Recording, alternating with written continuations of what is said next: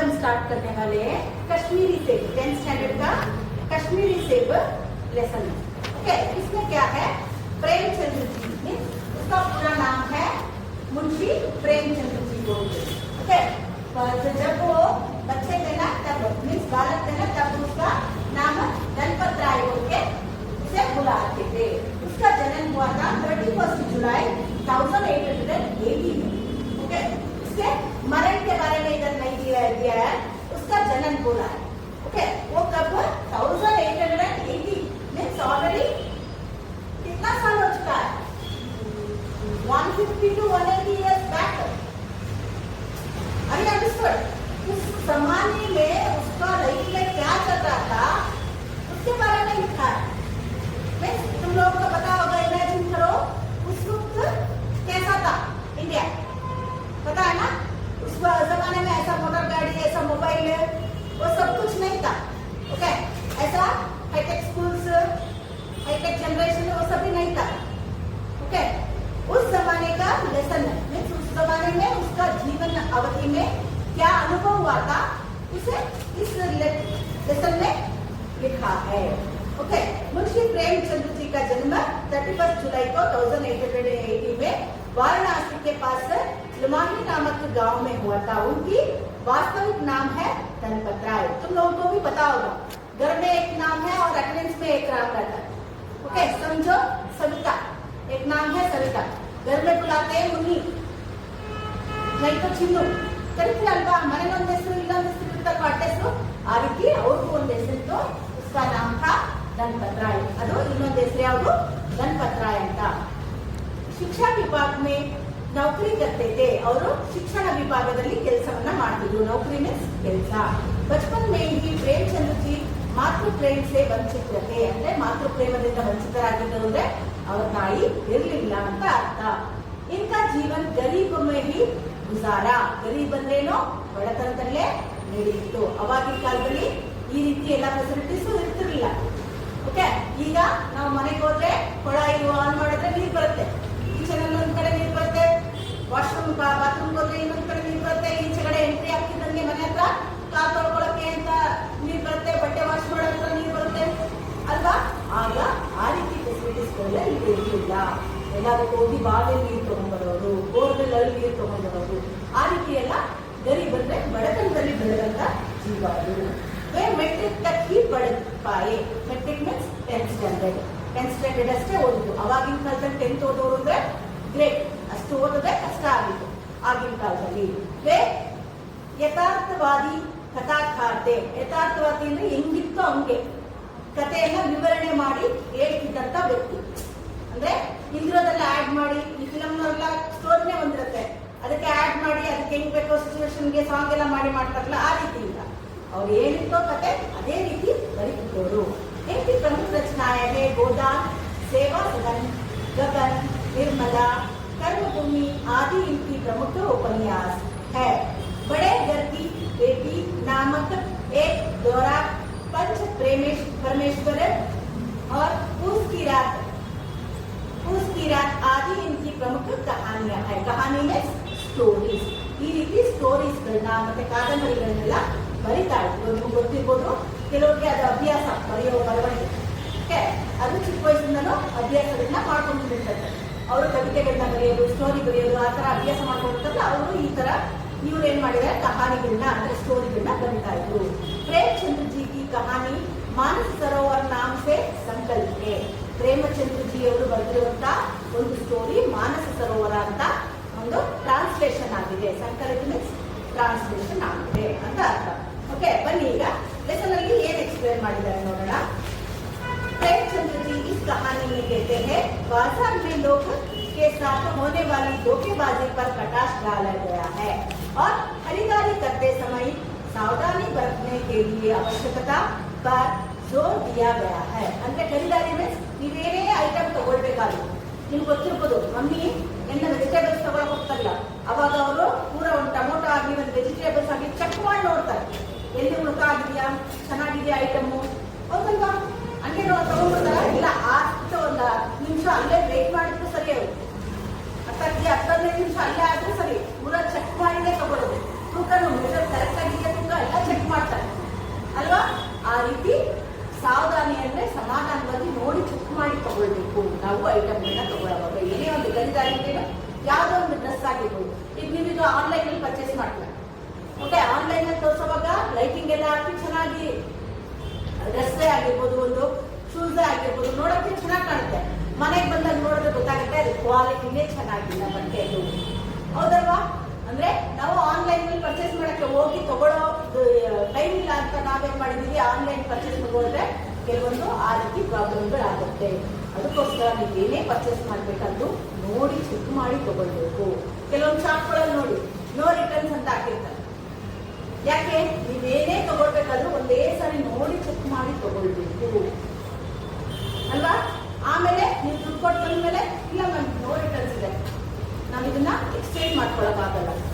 ಅವ್ರ ಎಕ್ಸ್ಚೇಂಜ್ ಕೆಲವೊಂದ್ ಕಡೆ ಎಕ್ಸ್ಚೇಂಜ್ ಮಾಡ್ಕೋತಾರೆ, ಕೆಲವೊಂದ್ ಕಡೆ ರೀಫಂಡ್ ಕೊಡ್ತಾರೆ. ಆದ್ರೆ ಎಲ್ಲಾ ಕಡೆ ರೀಫಂಡ್ ಅಂದ್ರೆ ಅಮೌಂಟ್ ವಾಪಸ್ ಕೊಡೋದು ಇದೆ ಕೆಲವೊಂದ್ ಕಡೆ, ಆದ್ರೆ ಎಲ್ಲಾ ಕಡೆ ಆ ರೀತಿ ಇಲ್ಲ.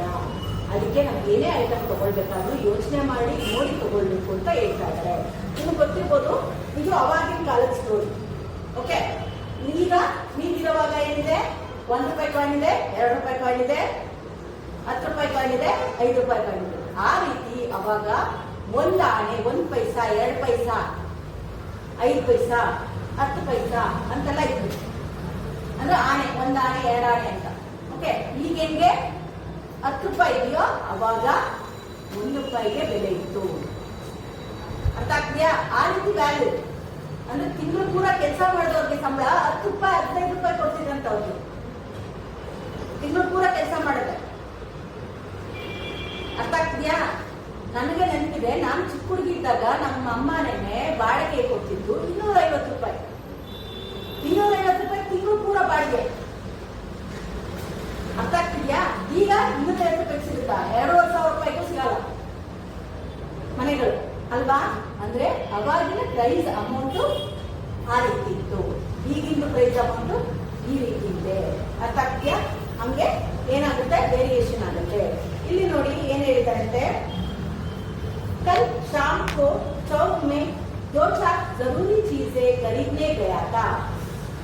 पंजाबी मेवा फरोश की दुकान रास्ते भी में पड़ती है. एक दुकान पर बहुत अच्छे रंगदार गुलाबी से सजे हुए नजर आए. जीभ लालच हुआ. आजकल शिक्षित समाज में विटामिन और प्रोटीन के शब्द को में विचार करते प्रवृत्ति हो गई है. ಅಂದ್ರೆ ಅವ್ರು ಏನ್ ಹೇಳ್ತಿದ್ರೆ, ಕಲ್ ಅಂದ್ರೆ ಏನು, ಎಸ್ಟರ್ಡೇ, ನಿನ್ನೆ. ಓಕೆ, ಹಿಂದಿಲಿ ಕಲ್ ಅಂದ್ರೆ ನಿನ್ನೆನೂ ಆಗುತ್ತೆ, ನಾಳೆನೂ ಆಗುತ್ತೆ. ಆ ಸಿಚುವೇಶನ್ಗೆ ತಕ್ಕಾಗಿ ಅದನ್ನ ಪ್ರೊನೌನ್ಸ್ ಮಾಡ್ತಾರೆ. ಓಕೆ, ಅವ್ರು ಹೇಳ್ತಿರೋದು ನಿನ್ನೆ ಬಗ್ಗೆ. ಚೌಕ್ ಮೇಕ್ ಗಯಾತ ಅಂದ್ರೆ ಮಾರ್ಕೆಟ್ಗೆ. ನಿಮಗೆ ಗೊತ್ತಿರ್ಬೋದು, ಸಂತೆ ಬೀದಿ ಅಂತೆಲ್ಲ ಹೇಳ್ತಾರೆ. ಈಗಲೂ ಕೂಡ ಹಳ್ಳಿಗಳ ಕಡೆ ಸಂತೆಗೆ ಹೋಗಿದ್ದೆ, ಸಂತೆ ಬೀದಿ ವ್ಯಾಪಾರ ಮಾಡ್ಕೊಂಡ್ ಬಂದು ಇದೆಲ್ಲ ಹೇಳ್ತಾರೆ. ಅರ್ಥ ಆಗ್ತಿದ್ಯಾ? ಅಂದ್ರೆ ಆ ಸಂತೆಗೆ ಹೋಗಿ ಅವರು ಏನ್ ಬೇಕೋ ಐಟಮ್ಗಳನ್ನ ತರ್ತಾ ಇದ್ರು. ಅದೇ ರೀತಿ ಇವರು ಏನ್ ಮಾಡಿದ್ರು, ಮಾರ್ಕೆಟ್ಗೆ ಹೋದ್ರು. 2-4 ಜರೂರಿ ಚೀಸ್ ಅಂದ್ರೆ ನಿಮ್ಗೆ ಮನೆಗೆ ಐಟಮ್ಗಳು ಬೇಕಾಗುತ್ತೆ, ರೇಷನ್ ಐಟಮ್ ಅದೆಲ್ಲ. ಈಗಿನ ತರ ಸ್ವಿಗ್ಗಿ, ಝೊಮ್ಯಾಟೊ, ಆನ್ಲೈನ್ ಶಾಪಿಂಗ್ ಆ ತರ ಏನು ಇರ್ಲಿಲ್ಲ. ಅವಾಗ ಮನೆಯಿಂದ ಆಚೆ ಹೋಗಿ ಬ್ಯಾಗಲ್ಲಿ ಏನೇನು ಬೇಕೋ ಐಟಮ್ ತರಬೇಕಾಗಿತ್ತು, ಅವರ ಅವಶ್ಯಕತೆ ಇರುವಂತದ್ದು.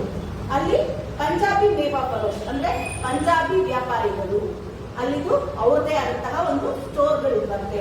ಅವ್ರದೇ ಆದಂತಹ ಸ್ಟೋರ್ಗಳಲ್ಲಿ ಬರೀ ಹಣ್ಣುಗಳನ್ನೇ ಸಪರೇಟ್. ನಿಮ್ಗೆ ಗೊತ್ತಿರ್ಬೋದು, ಒಂದ್ ಕಡೆ ಹಣ್ಣೆ ಇಟ್ಟಿರ್ತಾರೆ ಮಾರ್ಕೆಟ್ಗಳಲ್ಲಿ, ಒಂದ್ ಕಡೆ ಹೂವನ್ನೇ ಇಟ್ಟಿರ್ತಾರೆ, ಒಂದ್ ಕಡೆ ನಾನ್ ವೆಜ್ಜೇ ಇರುತ್ತೆ, ಒಂದ್ ಕಡೆ ವೆಜಿಟೇಬಲ್ಸೇ ಇರುತ್ತೆ. ಗೊತ್ತಿದೆ ಅಲ್ವಾ? ಆ ರೀತಿ ಇದನ್ನ ಸಪರೇಟ್ ಆಗಿ ಒಂದ್ ಕಡೆ ಏನು ಹಣ್ಣುಗಳನ್ನ ಜೋಡಿಸಿ ಇಟ್ಟಿದ್ರು. ನಿಮ್ಗೆ ಗೊತ್ತಿರ್ಬೋದು, ಇದು ರೋಡ್ ಸೈಡ್ ಅಲ್ಲಿ ವ್ಯಾಪಾರ ಮಾಡ್ತಿದ್ರು ಕೂಡ ಆ ಗಾಡಿ ಮೇಲೆ ಜೋಡಿಸಿ ಇಟ್ಟಿರ್ತಾರೆ ಹಣ್ಣುಗಳನ್ನ. ಹೆಂಗೆ ಅಂದ್ರೆ ನೋಡೋದಕ್ಕೆ ಅಟ್ರಾಕ್ಷನ್ ಆಗಿ ಕಾಣ್ಬೇಕು. ನೀವು ಗೊತ್ತಿರ್ಬೋದು, ಆಪಲ್ಗಳಲ್ಲಿ ದೊಡ್ಡ ದೊಡ್ಡ ಸ್ಟೋರ್ಗಳಲ್ಲಿ ಸ್ಟಿಕ್ಕರ್ ಹಾಕಿರ್ತಾರೆ. ಅಲ್ಲಿ ಕೆಟ್ಟೋಗಿರೋ ಜಾಗದಲ್ಲಿ ಸ್ಟಿಕ್ಕರ್ ಹಾಕ್ಬಿಡ್ತಾರೆ ಕೆಲವೊಂದ್ ಕಡೆ. ಇಲ್ಲಿ ಬೀದಿ ಮೇಲೆ ವ್ಯಾಪಾರ ಮಾಡೋರು. ಅರ್ಥ ಆಗ್ತೀಯಾ? ಆಪಲ್ಗೆಲ್ಲ ಬ್ಯಾಗ್ಸ್ ಎಲ್ಲ ಹಾಕ್ತಾರೆ, ಶೈನಿಂಗ್ ಕಾಣ್ಬೇಕು ಅನ್ನೋದು ಗೊತ್ತಿರ್ಬೋದು ನಿಮ್ಗೆ. ಅದು ಸೈನ್ಸ್ ಅಲ್ಲಿ ನಿಮಗೆ ಹೇಳಿರ್ತಾರೆ. ಯಾಕೆ? ಅದು ಶೈನಿಂಗ್ ಕಾಣ್ಬೇಕು, ನೋಡೋದಕ್ಕೆ ಕಲರ್ಫುಲ್ ಆಗಿ ಅಟ್ರಾಕ್ಟಿವ್ ಕಾಣ್ಬೇಕು. ಓಕೆ, ಅಲ್ಲಿ ಗುಲಾಬಿ ರಂಗದಾರ್ ಸೇಬು. ಗುಲಾಬಿ ಮೀನ್ಸ್ ಗುಲಾಬಿ ಬಣ್ಣದಂತಹ, ರಂಗದಾರ್ ಅಂದ್ರೆ ಕಲರ್ಫುಲ್ ಆದಂತಹ ಸೇಬು ಕಾಣಿಸ್ತು. ಅವಾಗ ಅವ್ರಿಗೆ ಏನಿಸ್ತು, ಜೀ ಲಂಚ ಊಟ. ಜೀ ಅಂದ್ರೆ ಏನು, ಮನಸ್ಸು ಅದನ್ನ ತಗೊಳ್ಬೇಕು ಅಂತ ಆಸೆ ಪಡ್ತಿತ್ತು. ಯಾರಿಗೆ? ಲೇಖಕರಿಗೆ. ಓಕೆ, जी ललचा उठा.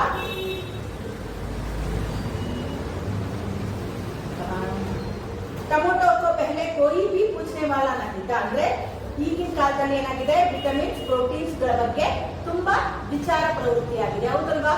ಪ್ರೋಟೀನ್ ಇದ್ರಲ್ಲಿರುತ್ತೆ, ವಿಟಮಿನ್ಸ್ ಇದ್ರಲ್ಲಿರುತ್ತೆ, ಕ್ಯಾಲ್ಸಿಯಂ ಇದ್ರಲ್ಲಿರುತ್ತೆ. ದಿನ ಇಷ್ಟಿಷ್ಟು ತಿನ್ಬೇಕು. ಯೂಟ್ಯೂಬ್ ಅಲ್ಲಿ ನೋಡಿದ್ರೆ ಸಾವಿರಾರು ವಿಡಿಯೋಸ್ ಬಂದ್ಬಿಡುತ್ತೆ, ನಿಮಗೆ ಗೊತ್ತಿರ್ಬೋದು. ಓಕೆ, ನಿಮಗೂ ಕೂಡ ಲೆಸನ್ಗಳಲ್ಲೂ ಹೇಳಿರ್ತಾರೆ ಪ್ರೋಟೀನ್ ಏನೇನಕ್ಕೆ ಬೇಕು, ವಿಟಮಿನ್ಸ್ ಏನೇನಕ್ಕೆ ಬೇಕು, ಮಿನರಲ್ಸ್ ಏನೇನಕ್ಕೆ ಬೇಕು ನಿಮ್ಮ ಬಾಡಿಗೆ ಅಂತೆಲ್ಲ ಹೇಳಿರ್ತಾರೆ. ಸೈನ್ಸ್ಗಳೆಲ್ಲ ಹೇಳ್ತಾರಲ್ವಾ, ಆ ರೀತಿ ಅವಾಗಿನ ಕಾಲದಲ್ಲೇ ವಿಚಾರವನ್ನ ಹೇಳ್ತಾ ಇದ್ದಾರೆ. ಅಂದ್ರೆ ಅದರಲ್ಲಿ ಟೊಮೊಟೊ ಬೆಲೆ ಕೊಯ್ ದುಡ್ಸ್ತಾರ್ಥ ಅಂದ್ರೆ ಟೊಮೊಟೊ ಯಾರು ಯೂಸ್ ಮಾಡ್ತಿರ್ಲಿಲ್ಲ. ನಿಮ್ಗೆ ಗೊತ್ತಿರ್ಬೋದು, ಹಳ್ಳಿಗಳ ಕಡೆ ಈಗಲೂ ಕೂಡ ಹುಣಸೆ ಇಟ್ಟಿರ್ತಾರೆ, ವರ್ಷಾನುಗಟ್ಟಲಿಂದ ಹುಣಸೆ ಇಟ್ಟಿರ್ತಾರೆ. ಅಲ್ಲಿ ಹುಣಸೆ ಹಾಕ್ಬಿಟ್ಟೆ ಸಾಂಬಾರ್ ಮಾಡ್ತಾ ಇದ್ರು ಹಳ್ಳಿಗಳ ಕಡೆ ಎಲ್ಲ. ಟೊಮೊಟೊ ಯಾರು ತಗೋತಾನೆ ಇರ್ಲಿಲ್ಲ.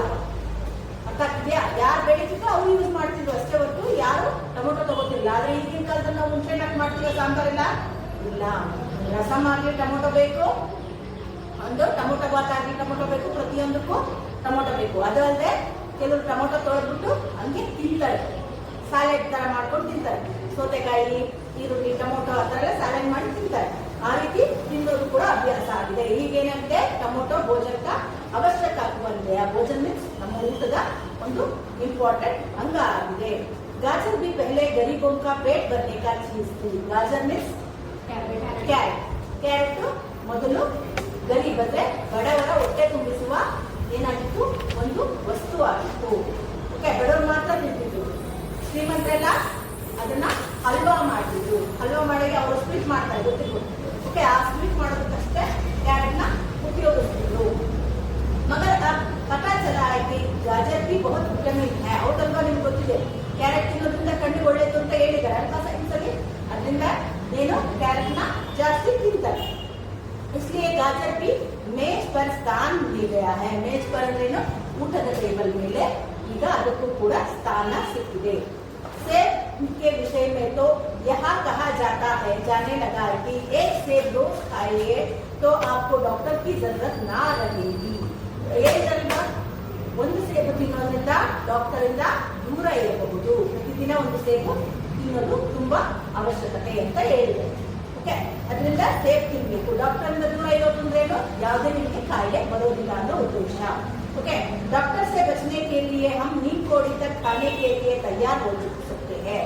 ಅಂದ್ರೆ ಡಾಕ್ಟರ್ ಶಾಪ್ಗೆ ಹೋಗಬಾರ್ದು, ನಾವು ಆರೋಗ್ಯವಂತರಾಗಿರ್ಬೇಕು ಅಂತ ಈಗೇನ್ ಮಾಡ್ತಾ ಇದ್ದಾರೆ, ನೀಮ್ ಕೋಡಿ ಅಂದ್ರೆ ಬೇವಿನ ಎಲೆಗಳನ್ನು ಕೂಡ ತಿನ್ನೋದು ಅಭ್ಯಾಸ ಮಾಡ್ಕೊಂಡಿದ್ದಾರೆ. ಹೌದಲ್ವಾ? ದಿನಕ್ಕೆ 5 ಎಲೆಯಿಂದ 10 ಎಲೆ ತಿನ್ನಿ ಅಂತ ಹೇಳ್ತಾರೆ. ಯಾಕೆಂದ್ರೆ ಏನಕ್ಕೆ, ಬೇವಿನ ಎಲೆ ಏನಿರುತ್ತೆ ಅದರಲ್ಲಿ ಆಂಟಿಬಯೋಟಿಕ್ ಅಂದ್ರೆ ರೋಗ ನಿರೋಧಕ ಶಕ್ತಿ ಅದರಲ್ಲಿ ತುಂಬಿರುತ್ತೆ. ಓಕೆ, ನಿಮ್ಗೆ ಗೊತ್ತಿರ್ಬೋದು, ಸೋಪ್ಗಳಲ್ಲಿ ಬೇವಿನ ಸೋಪು ಅಂತ ಮಾಡ್ತಾರೆ. ಓಕೆ, ಕೆಲವೊಂದು ಸೀಸನ್ಗಳಲ್ಲಿ ಅಂದ್ರೆ ನಮ್ಮ ಹಬ್ಬಗಳಲ್ಲೂ ಕೂಡ ಬೇವಿನ ಎಲೆ, ಬೇವು ಬೆಲ್ಲನ ತಿನ್ನೋದಕ್ಕೆ ಕೊಡ್ತಾರೆ. ಯಾಕೆ ಕೊಡ್ತಾರೆ? ಹೌದಲ್ವ? ಯುಗಾದಿ ಹಬ್ಬದಲ್ಲೇ ತಿನ್ನೋದು ನಾವು, ಬೇವು ಬೆಲ್ಲನೇ ತಿನ್ನೋದು. ಯಾಕೆಂದ್ರೆ ನಮ್ಮ ಬಾಡಿಲಿ ರೋಗ ನಿರೋಧಕ ಶಕ್ತಿ ಹೆಚ್ಚಾಗಲಿ ಅನ್ನೋ ಉದ್ದೇಶದಿಂದ ನಮ್ಮ ಪೂರ್ವಿಕರು ಆ ರೀತಿ ಮಾಡಿದ್ದಾರೆ. ಓಕೆ, ಸೇಬ್ तो रस और स्वाद में अगर आम से भी बढ़कर नहीं है. ಅಂದ್ರೆ ಸೇಬು ಹೆಂಗಿದೆ, ಟೇಸ್ಟಿಯಾಗಿ. ಹೌದಲ್ವಾ? ಒಂದು ಸೇಬು ನೀನು ತಿಂದ್ರೆ ಒಂದು ಊಟದ ಸಮ. ಹೌದಲ್ವಾ? ಆ ರೀತಿ ಅಂದ್ರೆ ಸ್ವಾದದಲ್ಲಿ ಟೇಸ್ಟಿಯಾಗೂ ಇರುತ್ತೆ ಸೇಬು ತಿನ್ನೋದ್ರಿಂದ. ಸೇಬು ಟೇಸ್ಟಿಯಾಗೂ ಇರುತ್ತೆ. ಆದ್ರೆ ಆಮ್ಸೆ ಬಡ್ಕರ್ ನಹಿ. ಆಮ್ ಅಂದ್ರೆ ಏನು? ಮ್ಯಾಂಗೋ, ಮಾವಿನ ಹಣ್ಣು. ಹೌದಲ್ವಾ? ನಮಗೆ ಸೀಸನ್ ಬಂತು ಅಂದ್ರೆ ಮನೇಲಿ ಏನೇನು ವೆರೈಟಿ ಇರುತ್ತೆ. ಮ್ಯಾಂಗೋದು, mango chitranna, mango juice, mango rasam, variety dishes ಮಾಡ್ತಾರೆ. ಮ್ಯಾಂಗೋದಲ್ಲಿ ಹಲ್ವಾ ಎಲ್ಲ ತರ ಎಲ್ಲ ಮಾಡ್ತಾರೆ. ಹೌದಲ್ವಾ? Mango barfi, candy, mango ice, ಎಷ್ಟು ವೆರೈಟಿ ಡಿಶಸ್ ಇರುತ್ತೆ ಅಲ್ವಾ? ಅದರಲ್ಲೂ ಏನು ಮಲಗೋಬಾ, ತೋತಾಪುರಿ, ಆಮೇಲೆ ಮಾಗೇಪಲ್ಲಿ, ಏನೆಲ್ಲ ಇದೆ ಹೆಸರುಗಳು.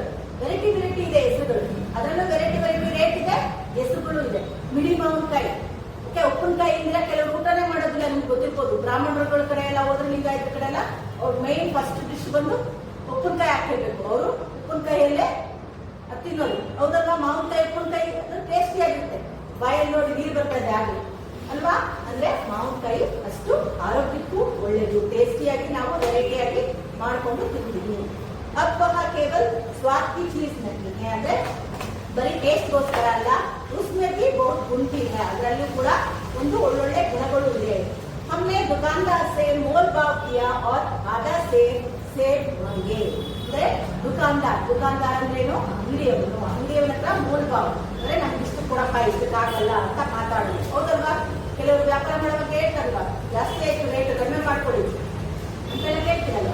ಆ ರೀತಿ ದುಕಾನ್ದಾರ್ಗೆ ಮೋಲ್ ಭಾವ ಅಂದ್ರೆ ವ್ಯಾಪಾರ ಮಾಡುವಾಗ ಬೆಲೆ ಬಗ್ಗೆ ವಿಚಾರಿಸಿ ಅದನ್ನ ಎಷ್ಟು ಆಧಾ ಸೇಬ್ ಅಂದ್ರೆ ½ kg ಅರ್ಧ kg ಅಂತ ಸೇಬು ಕೇಳಿದಂತೆ. दुकानदार ने कहा बाबूजी बड़े मजेदार सेब आए हैं, खास कश्मीरी के, आप ले जाए, खाकर तबीयत खुश हो जाएगी. खुश अंद्रेनो ಖುಷಿ ಆಗ್ತದೆ, ತಬಿಯತ್ ಖುಷ್ हो जाएगी ಅಂದ್ರೆ ಆರೋಗ್ಯ ಚೆನ್ನಾಗಾಗುತ್ತೆ ಅಂತ ಹೇಳ್ತಾರೆ. ಏನಂತ ನೀವು ತಗೊಂಡೋಗಿ ತಿನ್ನಿ ನಿಮ್ಮ ಆರೋಗ್ಯ ಚೆನ್ನಾಗಾಗುತ್ತೆ ಸುಧಾರಿಸುತ್ತೆ ಅಂತ. मैंने रुमाल निकाल कर उसे देते हुए कहा चुन चुन कर लाना. इट मीन्स क्या है तुम लोगों को पता होगा ಅಂದ್ರೆ ಅವಾಗಿನ ಕಾಲದಲ್ಲಿ ಮನೆ ಹತ್ರನೇ ಆಗ್ಲಿ ಹೊರಗಡೆನೆ ಆಗ್ಲಿ ಎಗ್ಲ ಮೇಲೆ ಡಬಲ್ ಹಾಕೊಂಡು ಓಡಾಡ್ತಾ ಇದ್ರು. ಈಗಲೂ ಕೂಡ ಹಳ್ಳಿಗಳಲ್ಲಿ ನೋಡಿಬೇಕಾದ್ರೆ ಓಕೆ ಮನೆ ಹತ್ರ ಪಂಚೆ ಉಟ್ಕೊಂಡು ಎಗ್ಲ ಮೇಲೆ ಟವಲ್ ಹಾಕೊಂಡೇ ಇರ್ತಾರೆ ಅವ್ರು ಹಳ್ಳಿ ಕಡೆ ಎಲ್ಲ. ಅವರು ಕೂಡ ಎಗ್ಲ ಮೇಲೆ ಟವಲ್ ಹಾಕಿದಂತೆ ಆ ಟವಲ್ನ ಕೊಟ್ಟರು. ಓಕೆ ರುಮಾಲ್ ಅಂದ್ರೆ ಟವಲ್ ಅಂತ ಅರ್ಥ. ಓಕೆ ಆ ಟವಲ್ನ ಕೊಟ್ರಂತೆ ಯಾರಿಗೆ? ಆ ದುಕಾನ್ದಾರ್ಗೆ ಅಂಗಡಿಯವರಿಗೆ. ಎಷ್ಟು? आधा सेब लेके आना, वो भी चुन चुन कर आना. चुन चुन कर हमने आज को तक बा ಅಂತ ಹೇಳ್ತು. दुकानदार ने तराजू उठाई और अपने नौकर से बोला सुनो आधा सेब कश्मीरी सेब निकल ला चुन कर लाना ಅಂದ್ರೆ ಅರ್ಧ kg ಸೇಬ್ ತಗೊಂಡ್ ಬಾ ಅಂತ ನೌಕರ್ ಅಂದ್ರೇನು ಕೆಲಸದವನಿಗೆ ಹೇಳ್ತಾನೆ. ಓಕೆ ಅದು ಆರಿಸ್ಕೊಂಡು ತಗೊಂಡ್ ಬಾ ಅಂತ ಕೂಗಿ ಹೇಳಿದ್ರು. ಯಾರಿಗೆ? ಕೆಲಸದವನಿಗೆ. ಯಾರು ಹೇಳಿದ್ದು? ದುಕಾನ್ದಾರ್ ಅಂದ್ರೆ ಅಂಗಡಿಯನ್ನು ಹೇಳ್ದ. ಲೌಂಡಾ ಚಾ ಸೇಬ್ ಲಾಯ. ಲೌಂಡಾ ಅಂದ್ರೆ ಕೆಲಸ ಮಾಡೋದು ಹುಡುಗ.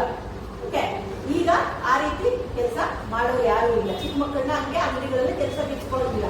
ಆಗಿನ ಕಾಲದಲ್ಲಿ ಚಿಕ್ಕ ಮಕ್ಕಳನ್ನೆಲ್ಲ ಪಟ್ಟಣ ಕಟ್ಟೋದಕ್ಕೆ ಈ ತರ ಹೆಲ್ಪ್ ದೇ ಅಂತ ಚಿಕ್ಕ ಮಕ್ಕಳನ್ನ ಇಟ್ಕೊಳ್ತೀವಿ. ಅವ್ರನ್ನ ಲೌಂಡಾ ಅಂತ ಕರೀತಾರೆ. दुकानदार ने तोला एक लिफाफे में उन्हें रखा और रुमाल में बांधकर मुझे दे दिया. मैंने 4 आने उसके हाथ में रखा. ಅಂದ್ರೆ ಅವ್ರು ಏನ್ ಮಾಡ್ದ? ತೋಲ ಅಂದ್ರೆ ತೂಕ ಹಾಕದ. ಅವಾಗಿಂದು ತಕಡಿ ಇದೆ ಅಲ್ಲ, ಆ ತಕಡಿಲಿ ಏನ್ ಮಾಡ್ದ? ತೂಕ ಹಾಕದ. ನಿಮ್ಗೆ ಗೊತ್ತಿರ್ಬೋದು ಈ ರೀತಿ ತಕಡಿ ಇರುತ್ತೆ. ಓಕೆ ಈಗಾದ್ರೆ ಟೈಮ್ ಮಿಷಿನ್ ಬರುತ್ತೆ, ಅದು ಬಟನ್ ಪ್ರೆಸ್ ಮಾಡಿದ್ರೆ ನಂಬರ್ ತೋರಿಸುತ್ತೆ. ಆದ್ರೆ ಆಗಿನ ಕಾಲದಲ್ಲಿ ಹಂಗಿಲ್ಲ. ಈಗ ಈ ರೀತಿ ತಾರಾಜು ಅಂತ ಇದೆ. ಓಕೆ ಇದನ್ನ ತಕಡಿ ಅಂತ ಕರೀತಾರೆ. ಈ ರೀತಿ ತಕಡಿಗಳಲ್ಲಿ ಕಲ್ಲು ಅಂದ್ರೆ 1 kg ಕಲ್ಲು ಅರ್ಧ kg ಕಲ್ಲು ಅಂತ ಇಟ್ಟಿತ್ತು. ಆ ರೀತಿ ಕಲ್ಲುಗಳಲ್ಲಿ ತೂಕ ಹಾಕಿ ಅದನ್ನ ಕೊಡ್ತಾ ಇದ್ರು. ತೋಲಾ ಲಿಫಾಫೆ ಮೀನ್ಸ್ ಎನ್ವಲಪ್ ಕವರ್ ತರ. ಓಕೆ ನೀವು ಮೆಡಿಕಲ್ ಸ್ಟೋರ್ಗಳಲ್ಲಿ ಹೋದ್ರೆ ಕೊಡ್ತಾರೆ ಕವರ್ಗಳು. ಯಾವ ರೀತಿ? ಮಾಮೂಲಿ ಪ್ಲಾಸ್ಟಿಕ್ ಕವರ್ ಕೊಡ್ತಾರಾ? ಇಲ್ಲ, ಅವ್ರು ಕೊಡೋದು ಪೇಪರ್ ಕವರ್. ಆ ರೀತಿ ಕವರಲ್ಲಿ ಪೇಪರ್ ಕವರ್ಗಳಲ್ಲಿ ಕೊಟ್ಟರು. ಓಕೆ ಉನ್ನೆ ರಖಾ और रुमाल में बांधकर मुझे दे दिया. ಅಂದ್ರೆ ರುಮಾಲ್ ಅಂದ್ರೇನು? ಅವ್ರ ಟವಲ್ ಕೊಟ್ಟಿದ್ರಲ್ಲ ಅದ್ರಲ್ಲಿ ಕಟ್ಟಿಬಿಟ್ಟು ಕೊಟ್ರಂತೆ. ಮೇಲೆ 4 ಆನೆ उसके हाथ में रखा. 4 ಆನೆ ಅಂದ್ರೆ 4 ಆಣೆಗಳನ್ನ 4 ಆಣೆ ಕೊಟ್ಟೆ. 4 ಆಣೆ ಅಂತ ಅಂದ್ರೆ ಗೊತ್ತಾ ನಿಮ್ಗೆ? 4 ಆಣೆ ಅಂದ್ರೆ 25 ಪೈಸಾ ಅವಾಗಿತ್ತು. ನಾವು ಚಿಕ್ಕದಾಗ 25 ಪೈಸಾ ಇತ್ತು. ಆ ರೀತಿ 4 ಆಣೆನ ಕೊಟ್ಟಂತೆ. ಈ 4 ಆಣೆ ಅಲ್ಲ, ಅದು 25 ಪೈಸೆಗೆ 4 ಆಣೆ ಅಂತ ಕರೀತೀವಿ. ಓಕೆ ಇಲ್ಲಿ 4 ಆನೆ ಅಂತ ಹೇಳಿದ್ದಾರೆ. 4 ಅಂದ್ರೆ 4 ಆನೆ. ಓಕೆ और घर आकर लिफाफे में जो का त्यों रख दिया. जो का त्यों ಅಂದ್ರೆ ಎಲ್ಲದಕ್ಕೆ ಇಟ್ಬಿಟ್ರಂತೆ. ಮನೆಗೆ ಬಂದ ತಕ್ಷಣ ಕೆಲವರು ಹೊರಗಡೆ ಹೋಗ್ಬಿಟ್ರೆ ಸಾಕಾಗಿರುತ್ತೆ. ಯಾವ್ದು ಐಟಮ್ನ ತೆಗೆದು ನೋಡಲ್ಲ ಮಾಡಲ್ಲ, ಸುಸ್ತಾಗಿರುತ್ತೆ. ಇಲ್ಲಂದ್ರಲ್ಲಿ ಹಂಗೆ ಇಟ್ಬಿಟ್ಟು ಬೆಳಗ್ಗೆ ನೋಡ್ಕೊಳ್ಳೋಣ ಎತ್ತಿಡೋಣ ಅಂತ ಹೇಳ್ತಾರೆ ಅನ್ಕೋತಾರಲ್ಲ, ಆ ರೀತಿ ಅವರು ಇಟ್ಬಿಟ್ರಂತೆ. रात को सेब या कोई दूसरा फल खाने का फायदा नहीं है. ಅಂದ್ರೆ ರಾತ್ರಿ ಯಾರು ಹಣ್ಣು ತಿನ್ನಲ್ಲ, ಹೇಳಿದ್ರು ಬೆಳಗ್ಗೆ ತಿನ್ಬೇಕು ಅಂತ ಅನ್ಕೊಟ್ರಂತೆ. ಫಲ್ खाने का समय तो प्रातः काल है. प्रातः काल means morning, early morning. Okay morning ತಿನ್ಬೇಕು. सुबह मुंह हाथ धोकर जो नाश्ता करने के लिए एक सेब निकाला तो सड़ा हुआ था. ಮಾರ್ನಿಂಗು ಹೊಟ್ಟೆ ಹಸಿವಾಯ್ತು, ತಿನ್ಬೇಕು ಅಂತ ಅವ್ರು ಏನ್ ಮಾಡಿದ್ರು? ಕೈ ಕಾಲು ಮುಖ ತೊಳ್ಕೊಂಡು ಬಂದು ತಿನ್ನೋದಕ್ಕೆ ಒಂದು ಆಪಲ್ ತೆಗೆದ್ರಂತೆ. ನೋಡೋದು ಹೇಗಿತ್ತಂತೆ? ಸಡಾ ಹುವಾತ, ಕೆಟ್ಟು ಹೋಗಿತ್ತಂತೆ. ಓಕೆ सड़ा हुआ था. 1 रुपए के आकार के छिलका डर गया था. 1 रुपए का आकार ಅಂದ್ರೆ 1 ರೂಪಾಯಿ ಕಾಯಿನ್ ಬರುತ್ತಲ್ಲ ನಿಮ್ಗೆ, ಆ ರೀತಿ ಒಂದ್ ಕಡೆ ಮಾರ್ಕ್ ಆಗ್ಬಿಟ್ಟಿತ್ತಂತೆ. ಓಕೆ समझ गया रात को ದುಕಾನ್ದಾರ್ನೇ देखा ना होगा ಏನ್ ಅನ್ಕೊಂಡಂತೆ ಸಾಯಂಕಾಲ ಆಗಿತ್ತಲ್ಲ, ರಾತ್ರಿ ಆಗಿತ್ತಲ್ಲ, ಅದರಿಂದ ದುಕಾನ್ದಾರ ನೋಡಿಲ್ಲ, ಗಮನಿಸಿಲ್ಲ, ಅವನು ಹಂಗೆ ಹಾಕೊಟ್ಬಿಟ್ಟಿದ್ದಾನೆ ಅಂತ ಅನ್ಕೊಂಡಂತೆ. ಓಕೆ ಓಕೆ दूसरा सेब निकाला मगर वो भी आधा सड़ा हुआ था. ಅದಂತೂ ಅರ್ಧ ಹಾಳಾಗಿತ್ತಂತೆ. ಅರ್ಧ ಹಣ್ಣು ಏನಾಗಿತ್ತು, ಹಾಳಾಗೋಗಿತ್ತು, ತಿನ್ನೋದಕ್ಕೆ ಚೆನ್ನಾಗಿರ್ಲಿಲ್ಲ. ಓಕೆ ಅದ್ ಸಂದೇಹ. ಈಗ ಏನಾಯ್ತು ಅವ್ರಿಗೆ ಸಂದೇಹ ಬಂತಂತೆ. ಯಾರಿಗೆ? ಲೇಖಕರಿಗೆ ಸಂದೇಹ ಬಂತು. ಏನಂತ ಸಂದೇಹ ಬಂತು? ದುಕಾನ್ದಾರನೇ ಮುಂಚೆ ಇಲ್ಲ, ಅಂಗಡಿಯವ್ರು ನನ್ಗೇನ್ ಮೋಸ ಮಾಡಿಲ್ವಾ ಅಂತ ಅನ್ಕೊಂಡಂತೆ. ಮೋಸ ಮಾಡಿರ್ಬೋದಾ ಅಂತ. तीसरा सेब निकाला तो यहाँ सड़ा तो नहीं था मगर एक तरफ दबकर बिल्कुल पिचक गया था. ಅಂದ್ರೆ ಇದು ಕೆಟ್ಟೋಗಿಲ್ವಂತೆ, ಆದ್ರೆ ಒಂದೇ ಸೈಡ್ ಇಟ್ಟು ಅಪ್ಪಚ್ಚಿ ಆದಂಗೆ ಆಗ್ಬಿಟ್ಟಿತ್ತಂತೆ. ಓಕೆ एक तरफ बिल्कुल पिचक गया था. पिचक ಅಂದ್ರೆ ಅಪ್ಪಚ್ಚಿ ಆದಂಗೆ ಆಗಿತ್ತು. ವಹ ये तो बेदा था ಅಂದ್ರೆ ಅದು ಕೂಡ ಚೆನ್ನಾಗಿರ್ಲಿಲ್ಲ. मगर उसमें एक काला सुराख था. ಅಂದ್ರೆ ಇನ್ನೊಂದು ಚೌತ ಅಂದ್ರೆ 4ನೇ ತೆಗೆದಾಗ ಅದು ನೋಡಂಗೆ ಇಲ್ಲ. ಏನಾಗಿತ್ತು? ಸುರಾಗ್ ಅಂದ್ರೆ ಈ ಕಡೆ ತೆಗೆದ್ರೆ ಆ ಕಡೆ ಕಾಣೋಂಗೆ, ಬೆಳಕು ಕಾಣೋಂಗೆ. ಒಂದೊಂದು ಹಣ್ಣಲ್ಲಿ ಇರುತ್ತಲ್ಲ ಓದ್ತರ ಒಳಗಡೆ, ಈ ಕಡೆಯಿಂದ ನೋಡಿದ್ರೆ ಆ ಕಡೆ ಕಾಣೋಂಗೆ, ಆ ರೀತಿ ಒಳಗಡೆನೆ ಕೆಟ್ಟೋಗಿತ್ತಂತೆ. ಓಕೆ ಕಾಟಾ ತೋ ಭೀತರ ವೈಸಾ ಈ ಗಬ್ಬೆ ಜೈಸಾ ದೇರ್ ಮೇ ಹೋತಾ ಹೈ. ಅಂದ್ರೆ ಕಟ್ ಮಾಡಿದ್ರೆ ಈ ಕಡೆಯಿಂದ ಆ ಕಡೆವರೆಗೂ ಫುಲ್ಲು ಕೆಟ್ಟೋಗಿತ್ತಂತೆ. ओके और 4 आने पैसा इतना गम नहीं उठना हुआ जितना समाज के इस चारित्रिक पतन का. ಅಂದ್ರೆ 4 ಆನೆಗಳದು ಅವ್ರಿಗೆ ಬೇಜಾರಾಗಿಲ್ಲ, ಮೋಸ ಮಾಡಿದ್ರು ಅವ್ರಿಗೆ ಬೇಜಾರಾಯಿತು. ಹೌದಲ್ವಾ? ಎಲ್ಲೇ ಹೋದ್ರು ನಿಮ್ಗೆ ಮೋಸ ಮಾಡೋರು ಇದ್ದೇ ಇರ್ತಾರೆ. ನೀವು ಮೋಸ ಹೋಗ್ತೀರಾ, ನೀವು ಹುಷಾರಾಗಿರ್ಬೇಕು. ಏನೇ ಐಟಮ್ ನೀವು ತಗೊಳ್ಬೇಕಾದ್ರೆ ಏನಾಗಿರ್ಬೇಕು, ಬುದ್ಧಿವಂತಿಕೆಯಿಂದ ಯೋಚನೆ ಮಾಡಿ ಐಟಮ್ನ परचेस ಮಾಡಬೇಕು. ओके दुकानदार ने जानबूझकर मेरे साथ धोखेबाजी का व्यवहार किया है. धोखेबाजी ಅಂದ್ರೇನು? ಮೋಸ ಮಾಡಿದ್ದಾನೆ. ಧೋखेबाजी ಅಂದ್ರೆ ಧೋಖಾ ಕೊಡೋದು, ಅಂದ್ರೆ ಮೋಸ ಮಾಡೋರು. ಹೌದಲ್ವಾ? ಎಲ್ಲಿವರೆಗೂ ನೀವು ಮೋಸ ಹೋಗ್ತೀರ ನಡೆಯುತ್ತೀರೋ ಅಲ್ಲಿವರೆಗೂ ಮೋಸ ಮಾಡ್ತಾನೆ ಇರ್ತಾರೆ. ಇದರಿಂದ ನೀವು ಶಾರ್ಪ್ ಆಗಿರ್ಬೇಕು. एक सेब सड़ा हुआ होता तो मैं उसका क्षमा का योग्य समझता. ಅಂದ್ರೆ ಒಂದೇ ಒಂದು ಸೇಬ್ ಏನಾದ್ರೂ ಕೆಟ್ಟೋಗಿದ್ರೆ ನಾನೇನ್ ಅನ್ಕೊಳ್ತಿದ್ದೆ, ಅವನು ಕ್ಷಮೆಗೆ ಯೋಗ್ಯ, ಏನೋ ಮಿಸ್ ಆಗಿ ಬಂದಿದೆ, ಒಂದೇ ಒಂದಲ್ವಾ ಅಂತ ಅನ್ಕೊಳ್ತಾ ಇದ್ದೆ. ಸೋಚ್ತಾ ಉಸ್ಕಿ ನಿಗಾ ನಾ ಪಡಿ ಹೋಗಿ. ಅಂದ್ರೆ ಅವರು ಅಬ್ಸರ್ವ್ ಮಾಡಿಲ್ಲ, ಅಲ್ಲಿ ಗಮನಿಸಿಲ್ಲ ಅಂತ ಅನ್ಕೊಂಡಿದ್ದೆ. ಮಗರ್ ಚಾರೋ ಕೆ ಚಾರೋ ಖರಾಬ್ ನಿಕಲ್ತಾರೆ. 4ಕ್ಕೆ 4 ಹಣ್ಣು ಕೂಡ ಹಾಳಾಗೋಗಿದೆ. ಅಂದ್ರೆ ಬೇಕು ಅಂತಾನೆ ಇದು ಮೋಸ ಮಾಡೋದು ಅಂತ ಹೇಳ್ತಾ ಇದ್ದಾರೆ. ಅದಕ್ಕೆ ಅಂದ್ರೆ ನೀವು ಯಾವತ್ತೇ ಆಗಲಿ ಏನೇ ಐಟಮ್ ತಗೊಳ್ಬೇಕಾದ್ರೂ ಅದು 4 ಆಣೆನೇ ಇರ್ಬೋದು. ಆವಾಗಿನ ಕಾಲಕ್ಕೆ ಅದು ಬೆಲೆ ಜಾಸ್ತಿ. ಈಗಿನ ಕಾಲದಲ್ಲಿ ಆಪಲ್ ಎಷ್ಟಿದೆ ಕೆಜಿ? 180, 200 ರೂಪಾಯಿ ಇದೆ ಅಲ್ವಾ? ಆಗಿನ ಕಾಲಕ್ಕೆ 4 ಆಣಿ ಅಷ್ಟೇ. ಓಕೆ ಆದ್ರೂ ಸೇಬೆ ಆಗಲಿ ಏನೇ ಆಗಲಿ ತಗೊಳ್ಳುವಾಗ ಯೋಚನೆ ಮಾಡಿ ನೋಡಿ ಗಮನಿಸಿ ತಗೋಬೇಕಾಗಿತ್ತು. ಓಕೆ ಯಹಾ ತೋ ಸಾಫ್ ಧೋಖಾ ಹೈ. ಅಂದ್ರೆ ಬೇಕು ಅಂತಾನೆ ಮಾಡೋ ಮೋಸ. ಮಗರ್ ಇಸ್ ಧೋಖೆ ಮೇ ಮೇರಾ ಭಿ ಸಹಯೋಗ ಹೈ. ಆದ್ರೆ ಇದರಲ್ಲಿ ನನ್ನ ಸಹಯೋಗನೂ ಇದೆ. ಸಹಯೋಗ ಅಂದ್ರೇನು? ಅವರು ಕೂಡ ಪಾಲ್ಗಾರರು. ಯಾವ ರೀತಿ? ಅವರು ರುಮಾಲ್ ಕೊಟ್ಟಿದ್ದೆ ತಪ್ಪಾಯ್ತು. ಮೇರಾ उसको हाथ में रुमाल रखा देने पर मानो उसे धोखे देने का प्रेरणा थी. ಅಂದ್ರೆ ಅವರು ಆ ಟವಲ್ನ ಕೊಟ್ಟಿದ್ದೆ ಅವನಿಗೆ ಮೋಸ ಮಾಡೋದಕ್ಕೆ ಅವಕಾಶ ಆಯ್ತು. ನೀವು ಏನೇ ಐಟಮ್ ತಗೊಂಡು ನೀವು ಅಲ್ಲೇ ಚೆಕ್ ಮಾಡ್ಬೇಕು. ಹೌದಲ್ವಾ? ಕರೆಕ್ಟ್ ಆಗಿದೆಯಾ ಇಲ್ವಾ? ಆ ಟೈಮಲ್ಲೇ ಚೆಕ್ ಮಾಡ್ಬೇಕು. ಶಾಪಿಂದ ನೀವು ಏನೇ ಐಟಮ್ ತಗೊಂಡು ಈಚೆಗೆ ಬರಕ್ ಮುಂಚೆ ಅಥವಾ ಅವ್ರು ಕೊಟ್ಟಾಗ ನೀವು ಅಮೌಂಟ್ ಕೊಟ್ಟರೆ ಆಗಲೇ ಚೆಕ್ ಮಾಡ್ಬಿಡ್ಬೇಕು. ಚೆಕ್ ಮಾಡಿ ತಗೊಂಡ್ ಬರ್ಬೇಕು. ಚೆಕ್ ಮಾಡಿದ್ರೆ ನೀವು ಹಂಗೆ ತಗೊಂಡ್ ಬಂದು ಮನೇಲಿ ಇಟ್ಬಿಟ್ಟು ಮಾರ್ಕೆಟ್ನ ಹೋಗಿ ಮಾಡಿದ್ರೆ ಕೊಡ್ತಾರ ಎಕ್ಸ್ಚೇಂಜ್ ಇರ್ತಾ ಏನೇ ಐಟಮ್ ಆದ್ರೂ ಇಲ್ಲ. ಆ ರೀತಿ ಆಗುತ್ತೆ.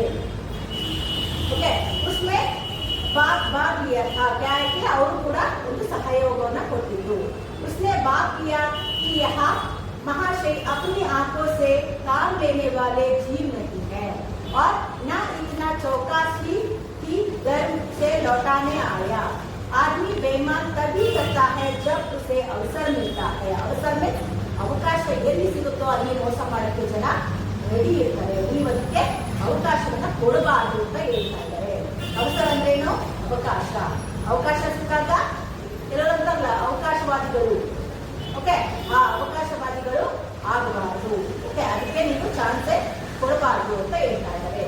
बेईमानी का अवसर देना चाहे वह अपने दिलोबल से हो या सहज विश्वास से. ಅಂದ್ರೆ ನೀವು ಬೇಮಾನಿಕ ಅವಸರ ದೇನ ಅಂದ್ರೆ ನೀವು ಯಾವಾಗ ಅವಕಾಶ ಕೊಡ್ತೀರಾ, ನೀವು ಅವ್ರ ಮಾತಿನ ಕಡೆ ಗಮನ ಕೊಟ್ಟಾಗ. ಕೆಲವರು ನೋಡಿ ಮೋಳಿ ಮಾತಾಡ್ತಾರೆ. ಹೆಂಗ್ ಮಾತಾಡ್ತಾರೆ ಅಂದ್ರೆ ದೊಡ್ಡ ದೊಡ್ಡ ಶೋರೂಮ್ಗಳಲ್ಲಿ ನಮಸ್ಕಾರ ನಮಸ್ಕಾರ ಬನ್ನಿ ಅಂತಾರೆ. ಅದರಲ್ಲಿ 1000 ರೂಪಾಯಿ ಅವರು ಉಸಿಗೆ ಮಾಡ್ಕೊಳ್ತಾರೆ. ನೀವು ಅದೇ ರೋಡ್ ಮೇಲೆ ಅಥವಾ ಚಿಕ್ಕ ಶಾಪ್ಗಳಲ್ಲಿ ಬಟ್ಟೆ ಕ್ಲಾತ್ ಪರ್ಚೇಸ್ ಮಾಡ್ತೀರಾ ಅನ್ಕೊಳ್ಳಿ. ಓಕೆ, ಅಲ್ಲೂ ಚೆಕ್ ಮಾಡಿದ್ರೆ ಪರ್ಚೇಸ್ ಮಾಡ್ತೀರಾ. ಅದು 1000 2000 ಸಿಕ್ಬಿಡುತ್ತೆ ನಿಮಗೆ. ಅದೇ ಮಾಲ್ ಹೋಗಿ ಪರ್ಚೇಸ್ ಮಾಡಬೇಕು ಅಂದ್ರೆ ಎಷ್ಟಾಗುತ್ತೆ? 5000 6000 ಆಗುತ್ತೆ. ಅಲ್ಲಿ ಕೇಳಿದಷ್ಟು ಕೊಟ್ಬಿಡ್ತೀವಿ. ಅದೇ ಬಟ್ಟೆ, ಅದೇ ಕ್ವಾಲಿಟಿ, ಅದೇ ಸ್ಟಿಚಿಂಗು, ಹೌದಲ್ವಾ? ಆ ರೀತಿ ಕೆಲವೊಂದು ಏನಾಗುತ್ತೆ, ಕಣ್ಣು ಮುಂದೆನೆ ಮೋಸ ಆಗುತ್ತೆ. ಅದಕ್ಕೆ ನೀವು ಅವಕಾಶವನ್ನ ಕೊಡಬಾರದು ಅಂತ ಹೇಳ್ತಾ ಇದ್ದಾರೆ. ನಾವೇನೋ ಸ್ವಲ್ಪ ಅಲ್ಲಿ ಹೋಗಿ ಪರ್ಚೇಸ್ ಮಾಡಿದ್ರೆ ನಮ್ಮ ಒಂದು ಡಿಗ್ನಿಟಿ ಬೆಳೆಯುತ್ತೆ ಅಂತ ಕೆಲವೊಂದು ಮನೋಭಾವ ಇರುತ್ತೆ ಕೆಲವರು.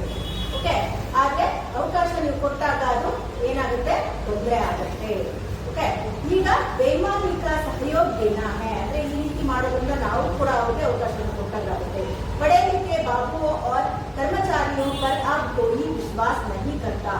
ಓದಿರೋರಾಗಲಿ ಓದಿಲ್ಲದಿರೋರೇ ಆಗಲಿ ಎಲ್ಲರೂ ಈಗ ಮೋಸ ಮಾಡೋಕ್ಕೆ ನಿಂತು ಬಿಟ್ಟಿದ್ದಾರೆ. ಬಡೆ ಲಿಖೆ ಓದಿರೋರು ಅಂತ ಅವರು ಕೂಡ ಈ ರೀತಿನೇ ಮಾಡ್ತಾ ಇದ್ದಾರೆ. किसी याने या कचेरी या ಮುನ್ಸಿಪಾಲಿಟಿ ಮೇ ಚಲೋ ಜಾಯಿए ಅಂದ್ರೆ ಇಲ್ಲೇ ಗवर्नमेंट ऑफिस ಹೋಗಿ ಅಥವಾ म्यूनसिपालिटी ऑफिस होगी, आपकी ऐसी दुर्गति होगी कि आपको बड़ी से बड़ी हानि उठाकर भी उधर ना जाएगा. ಅಂದ್ರೆ ಅಲ್ಲೂ ಕೂಡ ನಿಮ್ಗೆ ಏನ್ ಮಾಡ್ತಾರೆ, ಹಾನಿ ಆಗುತ್ತೆ, ಲಾಸ್ ಆಗುತ್ತೆ ಅಂತ ಹೇಳ್ತಾ ಇದ್ದಾರೆ. ಅದಕ್ಕೆ ನೀವು ಯೋಚನೆ ಮಾಡಿ ಯಾವುದೇ ಒಂದು ಪರ್ಚೇಸ್ ಮಾಡ್ಬೇಕಾದ್ರು, ಏನೇ ನಾವು ನಿಮ್ ಕೆಲಸ ಆಗ್ಬೇಕಾದ್ರು ಅಲ್ಲಿ ಎಷ್ಟಾಗುತ್ತೆ ಏನು ಲೆಕ್ಕಾಚಾರ ಹಾಕೊಂಡು ನೀವು ಅಮೌಂಟ್ ನ ಪೇ ಮಾಡಬೇಕು ಅಂತ ಹೇಳ್ತಾ ಇದ್ದಾರೆ. ಓಕೆ, ಪೆಹಲೆ ऐसा नहीं था. ಪೆಹಲೆ ಅಂದ್ರೆ ಅವರು ಯಾವಾಗ 2000 ಈಗ ಇರೋದು, ಆದ್ರೆ ಅವರು 1800ಗಿಂತ ಅದಕ್ಕಿಂತ ಮುಂಚೆ ಅಂದ್ರೆ ಅವಾಗಿನ ಕಾಲದಲ್ಲಿ ಈ ರೀತಿ ವ್ಯವಹಾರ ಇಲ್ಲ ಅಂತ ಅಂತಿದ್ದಾರೆ. ಈ ರೀತಿ ವ್ಯವಹಾರ ಮಾಡ್ತಿರ್ಲಿಲ್ಲ.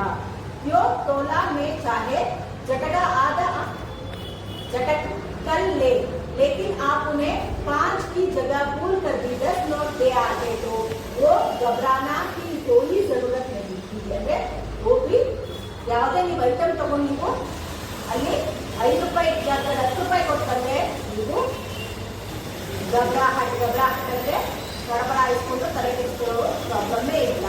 ಅವರು ನಿಮಗೆ ವಾಪಸ್ ದುಡ್ಡು ಕೊಡ್ತಾ ಇದ್ರು, ಬೇರೆ ದುಡ್ಡನ್ನ ಅವರು ಉಪಯೋಗಿಸ್ಕೊತಿರಲಿಲ್ಲ. मुझे याद है एक बार मैंने मुहर्रम के मेले में एक दुकानदार से 1 पैसा की रेट भी ली थी. ಅಂದ್ರೆ ಅವ್ರಿಗೆ ಜ್ಞಾಪಕ ಇದೆ, ಮೊಹರಂ ಅನ್ನೋ ಒಂದು ಹಬ್ಬ ಇದೆ ಗೊತ್ತಿರ್ಬೋದಲ್ಲ, ಅಲ್ಲಿ ಜಾತ್ರೆ ತರ ನಡೆಯಿತು. ಮೇಳ ಅಂದ್ರೆ ಜಾತ್ರೆ. ಆ ಜಾತ್ರೆ ಟೈಮಲ್ಲಿ ಒಂದು ಸ್ವೀಟ್ಗಳನ್ನ ತಗೊಂಡ್ರಂತೆ. ಹೇಗೆ ಅಂದ್ರೆ ಈಗಲೂ ಗೊತ್ತಿರ್ಬೋದು, ಜಾತ್ರೆಗಳೆಲ್ಲ ಅಲ್ಲಲ್ಲಿ ಸ್ವೀಟ್ ಎಲ್ಲ ಮಾಡ್ತಾರೆ. ಆ ರೀತಿ ಅವರು ಸ್ವೀಟ್ ತಗೊಂಡ್ರಂತೆ. ಓಕೆ, ಉದರ್ ಆಟಾನಿ ದೇ ಆಯಾ ಥಾ ಅಂದ್ರೆ ಅವರು ಪೈಸಕ್ಕೆ ಜಾಗ ಅಂದ್ರೆ ಅವರು ಕೊಡ್ಬೇಕಾಗಿತ್ತು 1 पैसा, 1 पैसा ಜಾಗ 8 ಆನೆ ಕೊಟ್ಟು ಬಂದಿರಂತೆ. घर आकर अपनी भूल मालूम हुआ. ಅಂದ್ರೆ ಮನೆಗೆ ಬಂದ್ಮೇಲೆ ಅವ್ರಿಗೆ ಏನನ್ಸ್ತು, ನಾನು ಜಾಸ್ತಿ ಕೊಟ್ಬಿಟ್ಟು ಚೇಂಜ್ ಇಸ್ಕೊಂಡಿಲ್ಲ ಅನ್ನೋದು ಗಮನ ಬಂತು. ಆದ್ರೆ ಅವರು ಅನ್ಕೊಂಡಿದ್ದಂತೆ ಅಲ್ಲಿ ವಾಪಸ್ ಹೋದ್ರೆ ಅವ್ನು ಕೊಡ್ತಾನೋ ಇಲ್ವೋ ಅಂತ ಅನ್ಕೊಂಡಂತೆ. ಆದ್ರೆ ಅವ್ನು ವಾಪಸ್ ಹೋಗಿ ಕೇಳಿದ್ಮೇಲೆ ಅವನು ವಾಪಸ್ ದುಡ್ಡು ಕೊಟ್ಬಿಟ್ಟು ಕ್ಷಮೆ ಕೇಳದಂತೆ, ನಿಮ್ ಚೇಂಜ್ ವಾಪಸ್ ಕೊಟ್ಟಿಲ್ಲ ಅಂತ ಏನ್ ಮಾಡ್ದ ಅವನು, ಯಾರು ಅಂಗಡಿಯವನು ಕ್ಷಮೆ ಕೇಳಿದ್ದಾನೆ. ಓಕೆ, ಆದ್ರೆ ತಪ್ಪು ಇವ್ರದೆ, ಇವರು ಚೇಂಜ್ ಇಸ್ಕೊಂಡಿಲ್ಲ, ಹಂಗೆ ಬಂದ್ಬಿಟ್ಟಿದ್ದಾರೆ, ಇವ್ರದ್ದು ತಪ್ಪು. ಆದ್ರೆ ಅವನು ಕ್ಷಮೆ ಕೇಳಿದ್ದಾನೆ, ಯಾರು ಅಂಗಡಿಯವನು.